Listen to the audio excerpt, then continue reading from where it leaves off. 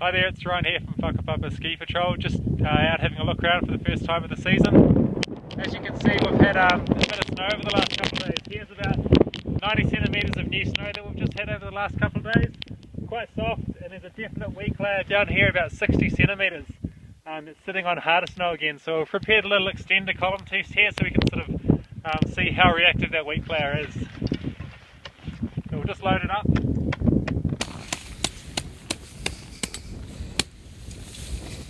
Cool, so you can see that whole block went off about 70 centimetres, 60 centimetres down all the way across in one go. So that means that if you're going to initiate something, it's really quite likely to propagate widely. And you probably can't tell, but behind me we've got a natural avalanche there which has occurred over the last 12 hours and sort of similar terrain features. So definitely keep your eyes open out there and avoid these loaded slopes.